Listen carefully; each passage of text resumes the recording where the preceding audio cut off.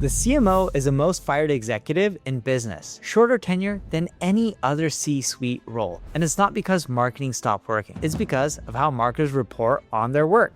If you run marketing for a company, an agency, or a client, the metrics you're presenting right now might be the thing that gets you replaced.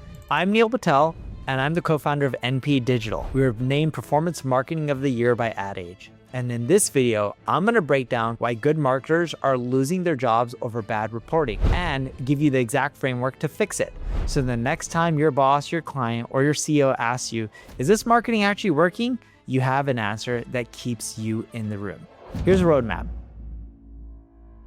Chapter 1. For years, the playbook was simple. Rankings go up, traffic goes up. You send a report with green arrows, everyone's happy, you keep your job. That playbook is broken. Traffic is becoming a vanity metric. And I know that sounds crazy. We've all been obsessed with traffic for years. But our data at NP Digital shows something that surprises most marketers. For many brands right now, even though traffic is declining, revenue and conversions either aren't declining at all or they're actually going up. Why? Because more sessions has never always meant more buying intent. A lot of that traffic you've been chasing, it was never going to convert anyways. Here's what changed. AI overviews are answering questions before anyone clicks. Zero-click searches are rising. People are researching on ChatGPT, validating on Reddit, checking YouTube reviews, reading forums, doing all of that before they ever visit your website. So you might be getting less traffic, but the traffic you are getting should be converting at a higher rate. The problem? If your entire value story is built on traffic and rankings, and those numbers dip through no fault of your own, you look like a problem. But here's what's even more dangerous. Chapter 2. There's a gap that exists in almost every marketing organization right now, and it's the gap between what decision makers ask and what marketers present. The executives ask, did marketing cause growth? The marketers answer, click-through rate improved 12%. That's not the same conversation, and this plays out the same way whether you're in-house, at an agency, or freelancing. If you're in-house, your VP asks you about pipeline. You show them impressions. If you're at an agency, your client asks you about revenue. You show them keyword rankings. If you're freelancing, your client asks you about ROI. You show them a traffic chart. Same disconnect, different seat. Here's a stat that puts this in perspective. 92% of marketers say they prioritize profit, but their dashboards are still built for a world of 10 blue links. The tools haven't caught up. And if you don't change what you present, you'll be the one who pays.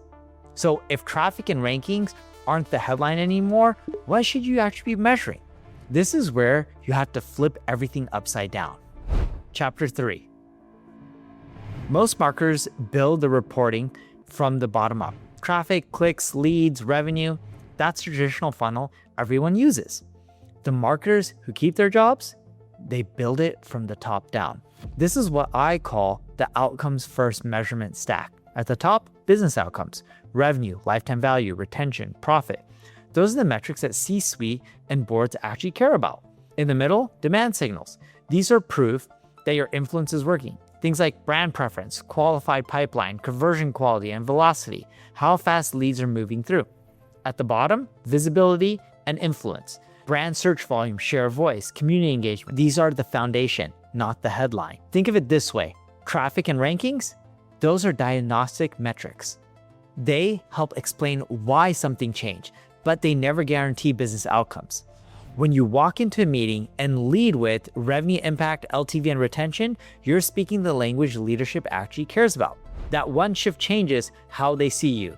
You go from activity reporter to growth driver. Now, let me get even more specific. Chapter 4. There's a new set of metrics growing in importance right now, and most of them have nothing to do with your Google Analytics dashboard. First, share of voice. This is how visible you are relative to your competitors. Not in isolation, but here's the thing. You can be growing your traffic, but still losing ground if your competitors are growing faster. Second, brand demand growth. How many people are actively searching for your brand? Is it going up or down? This predicts future revenue. Rising brand search, more direct traffic, more returning users. These signal growing preference for your brand. And you can track this for free using Google Trends. Third, conversion quality. Not just how many leads are you getting, but are the right people converting? Lead volume can rise while your close rate falls, your deal size shrink, and your payback period stretches. The dashboard still looks green, but the business is quietly eroding. Fourth, velocity. How fast are leads closing? This is one of the most under-measured metrics in marketing. If your time to close shrinks, your cost per acquisition improves. Even if lead volume stays flat, faster sales cycle means less working capital tied up and better cash flow. People now touch your brand roughly 12 times before buying. If you only measure the last click, you're invisible for 11 of those touches. Now, knowing what to measure is one thing, but how do you actually prove your marketing caused growth and didn't just capture demand that already existed?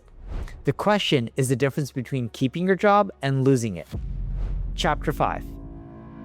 I was in the offices of one of the largest retailers in the world a couple months ago. They had been spending big on a new AI channel. Their dashboard looked great. Leadership was excited. They were about to scale it up. I asked them one question. How many of those customers are actually net new? They checked. And this is no joke. Less than 3% of the customers they acquired were net new. They were already marketing to those customers, already generating revenue from them. This new campaign was just stealing credit from the other channels. The dashboard said success. The reality said waste. When they stopped spending on that channel, revenue didn't really drop much at all. They were only paying for sales they would have never gotten anyways. This is called incrementality, and it's the gold standard for proving marketing impact. Incrementality answers the one question that determines whether you keep your budget or you lose it. Did marketing actually create new revenue, or did it just take credit? And here's a brutal version of that question that executives are really asking behind closed doors. If we turn marketing off, what happens? If the answer is not much, then when budgets get cut, people get replaced. But here's the thing, there's a way to make your impact nearly impossible to question. Chapter 6. No single measurement method gives you the full picture, but there are 3 that, if used together, make your impact bulletproof. Number 1, incrementality testing. This proves true lift. Is this campaign actually creating new conversions? 90% of marketers now prioritize this. You need controlled experiments, geo holdouts, lift studies. It creates proof, not correlation. Number 2, media mix modeling. This reveals which channels drove results over time. You need about a year of historical data, but it helps you understand where your money actually worked and where you hit diminishing returns. Number 3, attribution modeling. This is your day-to-day lens, useful for speed and pattern detection, but never treat it as gospel. It's great for filling the gaps, not for making strategic decisions. Each one alone, imperfect. Together, they triangulate the truth. Now, if you need help setting up these 3 metrics and having them work together, check us out at NP Digital, where we have a dedicated data and analytics team to help you implement all of this, so that way you know what's actually working and what's not. And if you want, we can even run a lot of your marketing for you or work with your internal teams. Now, here's your move. Starting this week, 1, audit your current reports. Flag every vanity metric that's taking up space. If it doesn't connect to revenue, move it to the appendix. 2, flip your next report upside down. Lead with revenue impact, lead with LTV, lead with conversion quality. Use traffic and rankings as supporting detail, not as a headline. 3, start tracking branded search growth.